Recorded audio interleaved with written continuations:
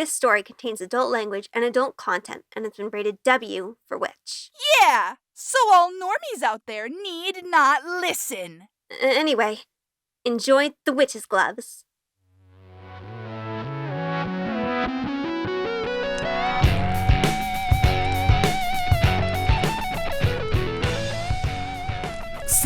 See how they dance? I told you they were witches!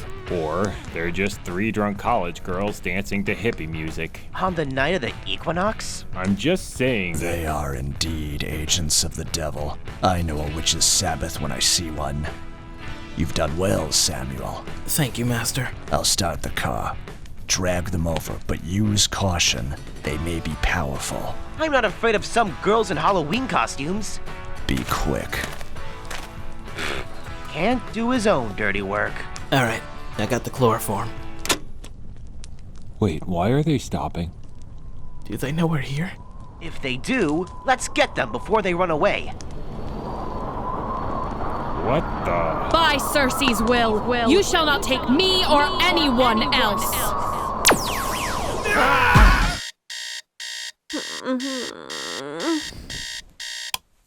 Oh, God! Christine, why do I have such a headache?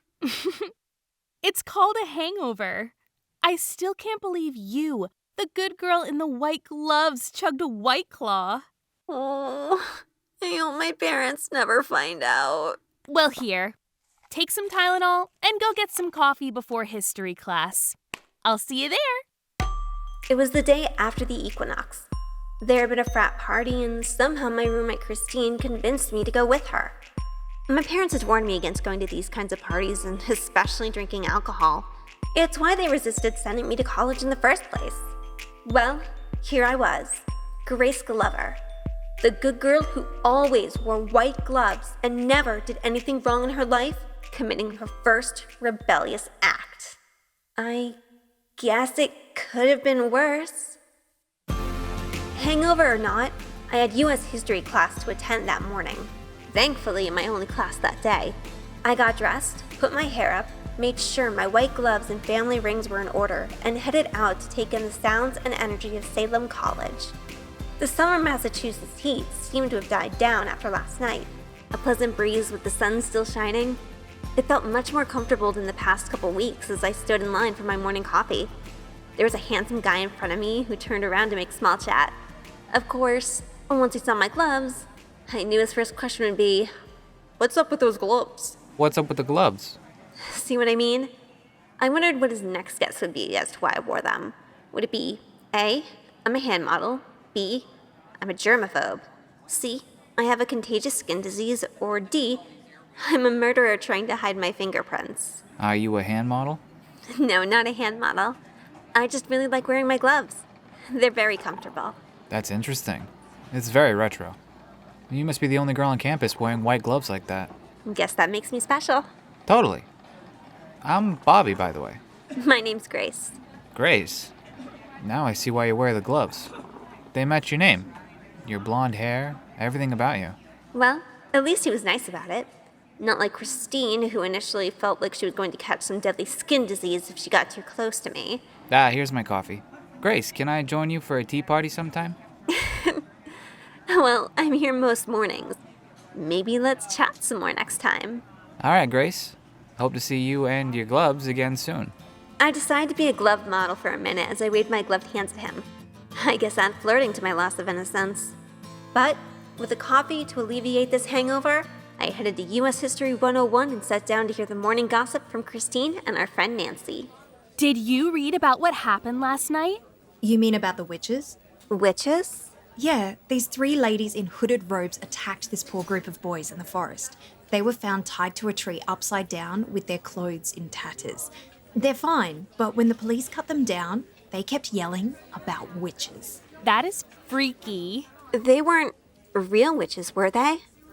Grace, you're so naive. Of course witches don't exist. Oh, but they do. Back in Sydney, we had the Witch of King's Cross who made all these devilish paintings. Hell, there's even rumours here of the ghosts of Salem possessing young girls to do their bidding.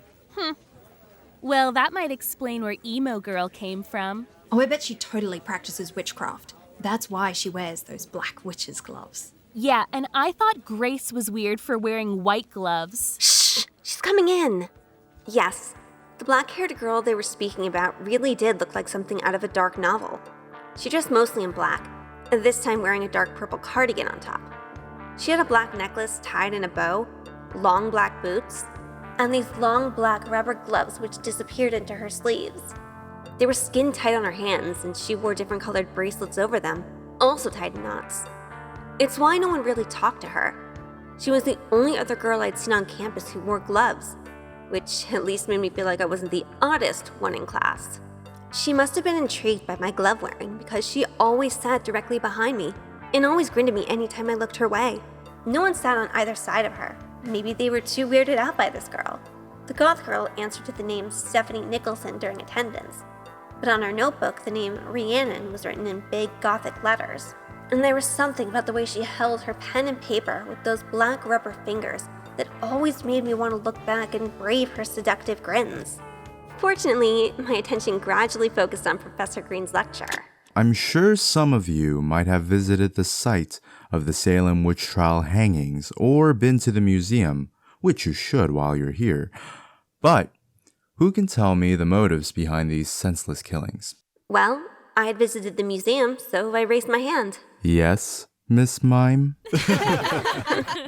Well, the colonists accused many girls of witchcraft and possession of the devil, which threatened their religious beliefs. But it just spun out of control into massive hysteria. Yes. Hard as it may be to believe in our more cultured times where these things never happen anymore, this was a primitive superstition that forced people to act out in irrational ways. That's not what they were about. When the girl with the witch's gloves spoke, everyone in the room turned to look at her. She had almost never spoken up outside of roll call. Even Professor Green's jaw hung open. It wasn't some primitive mass hysteria. It was about control. The patriarchy forcing their women to remain subservient and sheltered and follow the rules of the church. Any woman who displayed power, independence, and especially sexual freedom was accused of witchcraft and put to death by these power-hungry Puritans.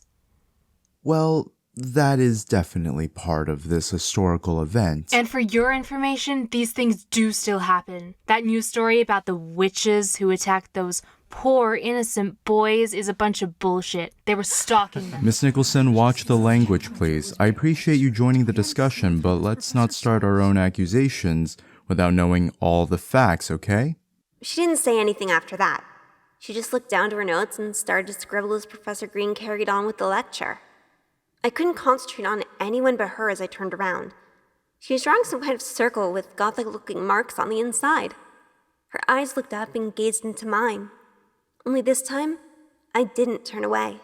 I don't know how long we gazed into each other's eyes, but it was like I was finally meeting this mysterious girl for the very first time. She had often been on my mind after class, but now I really wanted to know more about her. Who was the girl in these witch gloves? All right, that's enough for today. I'll see you all next week. Hey, Grace, we're gonna head to Joan Icon. Wanna come with us? They might have some old gloves you like. You go ahead. I was gonna ask Stephanie something. Uh-oh, she's under the witch's spell. Oh, stop it. Hey, Steph, Miss Nicholson? Yes? I wanted to say I was very invested in what you had to say about the witch trials lecture. I was simply speaking the truth. Right.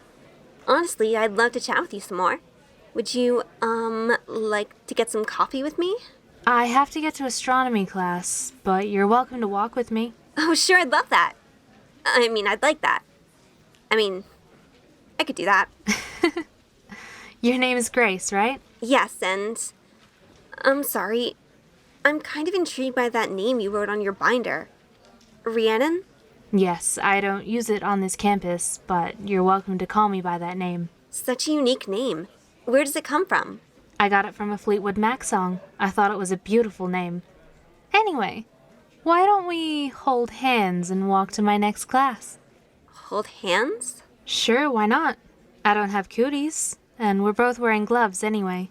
People might think we're a couple. Who cares what other people think? Okay. Even though we both had gloves on, Holding Rhiannon's hand was a surreal experience. I could feel how strange her rubber-covered hands were. I had to finally ask the very same question I'd grown tired of. So, I'm sure you get this question every single day, but... Why am I wearing gloves?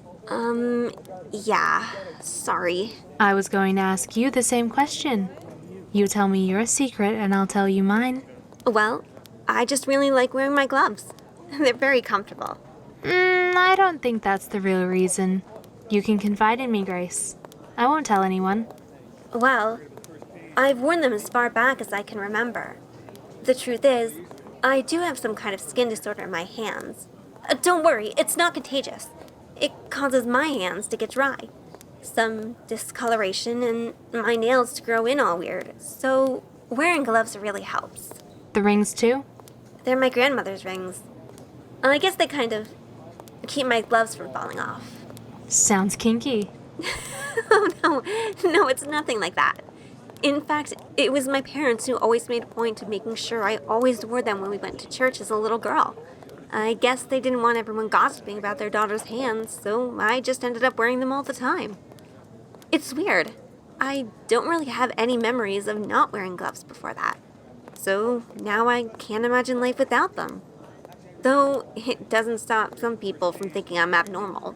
Well, who wants to be normal anyway? Good point. So, what about you? I've never seen anyone wear gloves like that outside of music videos. Yes, they're natural latex. They cover my arms past the elbows, and they safeguard my energy. Energy? We all have energy. So much of it is in our hands. Gloves don't just protect that energy, they accentuate it. Especially black gloves. You should try them sometime. Oh, everybody's always trying to get me to wear different gloves. I'm sticking with my trusty white ones. I respect your decision. This is my room. Thank you for the walk, Grace. You too, Rhiannon. I wish we had more time. I feel very open talking with you. I can meet you for coffee later. How about meeting me off campus?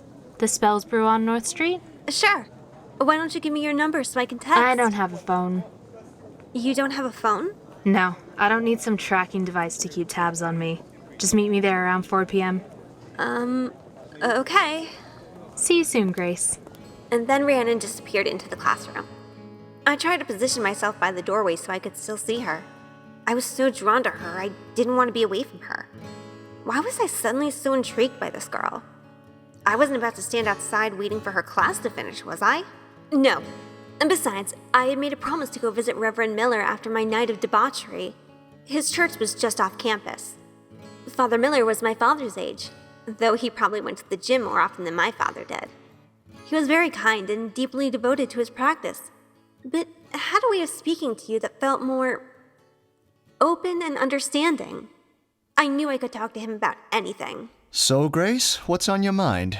Well, Reverend, I'm embarrassed to say this. I did something stupid last night. Okay. See, I was invited to this frat party, and while I was there, I drank some alcohol. I see. I feel so ashamed. Anything else happen? No. How much did you drink? A White Claw, I think it's called. I just had one. Well, Grace, when I was your age, I'm ashamed to say, I abused alcohol much worse than that. Par for the course when you're in college. Yeah, I can see that. I feel like in the past year, I am really getting tired of being the good girl in the white gloves and watching everyone be invited to parties, hooking up with each other. Sometimes I really do fantasize about crashing parties, dancing, drinking, flirting with boys. Girls even sometimes. Oh, am I saying too much? That's your faith being tested, Grace. Or possibly the devil himself testing you. But it's nothing out of the ordinary.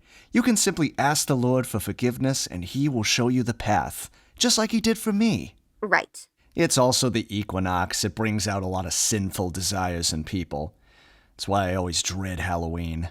Yeah. My parents never let me go outside on Halloween. Well, good on them. Anything else on your mind? You know anything you say will stay between us and God. Well, there's also a girl in my class. I was hanging out with her just now. She always dresses like she belongs in some goth music video. Ah, yes, these goth types are easily lured away from the path. They see some heavy metal singer on TV, think she's totally with it, and copy what they see. To them, it's just some kind of game. But she's very nice and quite beautiful, really. I mean, today was the first time we really talked, and I don't know. I feel drawn to her. I don't know how to explain it. Indulge me. What else can you tell me about this girl? Well, she is also the only other girl on campus I've seen wearing gloves. But not like mine. Hers are these long black rubber... Black rubber gloves? Yeah. In fact, my friend Nancy calls them the witch's gloves. Is there something wrong with that? Grace, I'm wondering if you can invite this girl to come see me. I can invite her to come with me to service on Sunday. Sure. And perhaps you can convince her to trade her goth gloves for white ones like yours. Oh, wow! I finally have a friend to wear white gloves with me. That's the spirit. Now why don't we end our session with a prayer? Of course. Dear God, I confess I didn't pay much attention to Reverend Miller's prayer. I thought the idea of me and Rhiannon sitting together in church with matching white gloves. Before I knew it, I was out of his office and on my way to the Spells Brew. It was a bit of a walk, and I had to check my phone. How did Rhiannon get around without a phone? It was so strange. But as 4 o'clock rolled around, we were sitting together in this cute hipster place with wooden tables and chairs. Rhiannon was adding something to her tea. What is that? My own special herbs. Mostly a blend of bay leaves, rose petals, plus a little chocolate. Rose petals? Yes. Would you like me to pour some in your tea? It's good for your skin. Is this some kind of love potion? As a matter of fact, it is. I'm starting to wonder if you really are a witch. Why are you giving me this love potion? Maybe it's because I want you to fall in love with me. Wow, you're really forward about this, aren't you? Between holding my hand and giving me a love potion, you have an engagement ring for me next? Engagement rings are a scam by the Diamond Cartel to make money. It's just some kind of game, as Reverend Miller said. Should I play along and see what happens? I already chugged alcohol the night before. Might as well find out what love potion tastes like. Actually, this is nice. I don't know if it's going to make me fall in love with you, but I could get used to these herbs. I'm curious. What do you actually know about witches? Well, they have green skin, fly on brooms, wear pointy hats. I mean outside of the land of Oz. What do you really know about witches? Well, aren't they evil beings? Followers of Satan? There's stories of human sacrifices and drinking blood, seducing men, hypnotizing young girls. Am I right? Well, just like in Oz, there are bad witches and good witches. Oh? My question is, which would you be? Well, I'd be a good witch. I'd use my magic to help people. That's very noble of you, Grace. So what about you? Are you a good witch or a bad witch? I guess you'll have to find out for yourself. I should get going. I want to do a nature walk before the sun goes down. Let's do this again, Grace. Oh, Rhiannon, I was wondering. I'm not sure if it's a little outside of your usual witch routine. I attend church service on Sunday mornings with Reverend Miller. I was wondering if you wanted to join me. No, you couldn't get me anywhere near a church. I don't need to hear some old man preaching about how I'm going to hell for being the way I am. Oh, Reverend Miller isn't like that at all. He is very understanding. You go on ahead without me. I'll stick to following Satan and flying on my broomstick. Well, I respect your decision. Thank you. I'm glad we got to do this. Of course, and thanks for the love potion. Anytime. Blessed be. Blessed be. Well, so much for Reverend Miller's suggestion. I felt silly for just having asked her that. What was I thinking? And maybe it was best to keep my distance. We would still chat after class when... Huh? I suddenly felt funny. Like this heat was moving through my body. Almost like hot chocolate on a winter's day. I even felt it in my hands. Almost like my skin was moving underneath my gloves. What did Rhiannon put in my tea? Whatever it was, it felt amazing. God, I couldn't get her out of my mind. Her voice, her hair, those rubber gloves she wore. I wanted to see her again, right away. I wanted to know everything about her. I ran down the street hoping I could catch up with her. I must have been running faster than I ever had in gym class. Which way did she go? Did she turn, get an Uber? No, she couldn't have gotten an Uber. She didn't have a phone. Did she fly away in her broom? Okay, don't be mean. Finally, in the distance, I saw that black hair. Rhiannon was removing her cardigan, which finally revealed the length of her gloves. They went all the way up her arms, leaving only a bit of skin between her biceps and shoulders. Why was I so entranced by those gloves of hers? I was going to call out her name, but she walked into an antique record shop. Yeah, Rhiannon seemed like the type who would collect vinyl records, considering her name came from a classic rock band. I raced again to the shop, but I stopped myself before I went in. What would I say to her? Chasing her down like some stalker? She'd never want to speak to me again. Instead, I discreetly watched her through the door, just barely making out what she was saying to this old hippie-looking guy behind the counter. Yep, just came in today. I'll get it from the back. Thank you, Mick. I would have speculated what she was getting, but I was more obsessed with what she pulled out of her bag in exchange for the cardigan.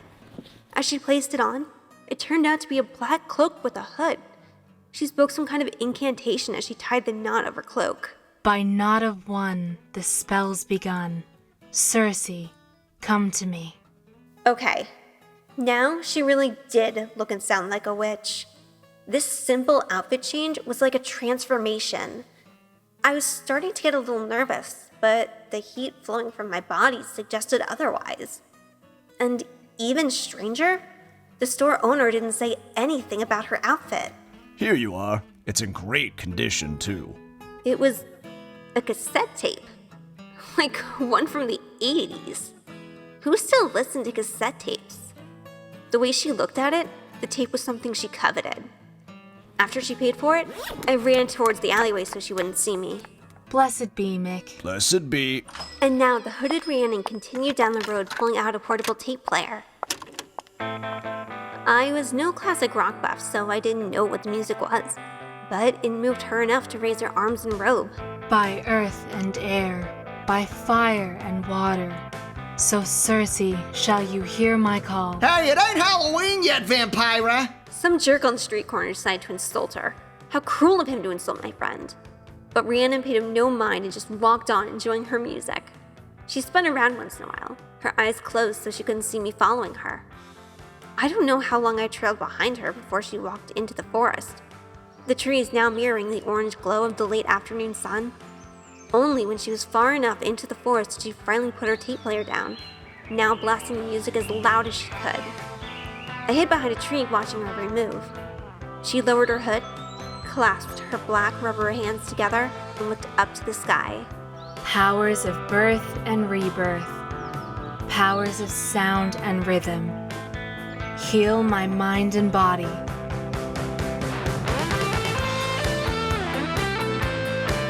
And then she danced, in the very way you would expect some gothic hippie to dance to rock music. She waved her gloved hands in the air. When she twirled, the cloak danced with her, and then she ran her hands up and down her thighs. That's when I nearly yelped. This dance was almost erotic, and I was enjoying it. What was I doing? I stalked her, and now I was getting aroused watching her? I was starting to think she really was a witch. One who now had me under her spell. But any doubt I had in mind was gone when she spun around in a circle, planted her feet to the ground, threw her black-covered hand in the air, and a beam of light shot out of her hand.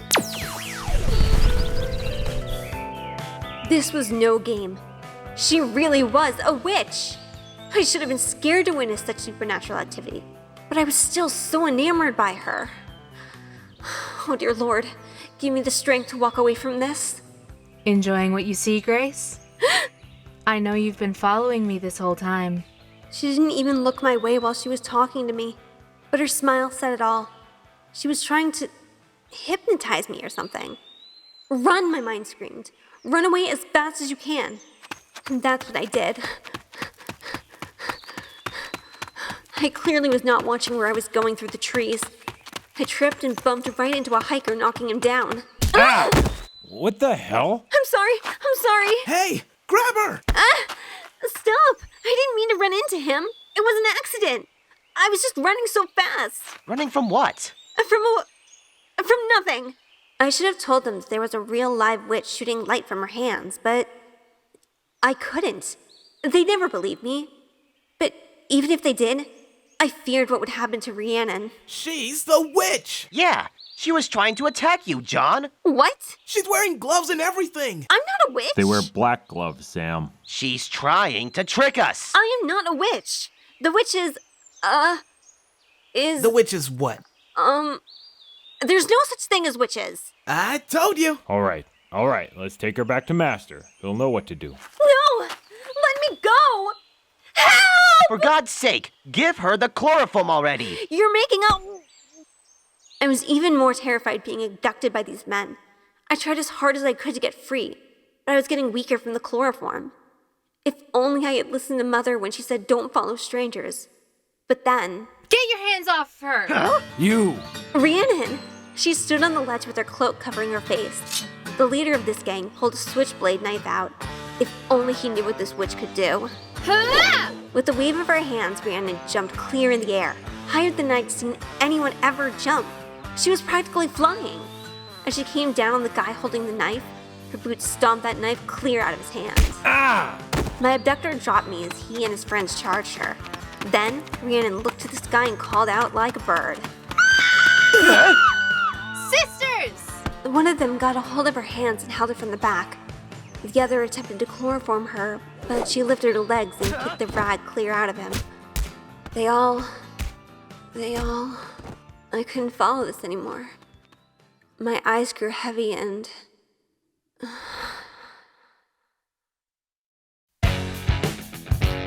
You've been listening to The Witch's Gloves, written and produced by Jim Savy, starring KendoGurl as Grace, Bree Frankel as Rhiannon, Ranita Bowers as Janis, Mars Mentality as Rosalita. Danielle Ferguson as Christine, Alyce Spencer as Nancy, and this story's very own witch law consultant. Samuel Baker as Bobby. Wilfer Jones Gatlin as Samuel. Mike Farron as Jonathan. Justin Ali as Thomas. Webdell as Professor Green. And Jim Savy as Reverend Miller. Special thanks to Anna, Kwan, and Olivia Fairless for contributing to the artwork. The story continues in the next episode.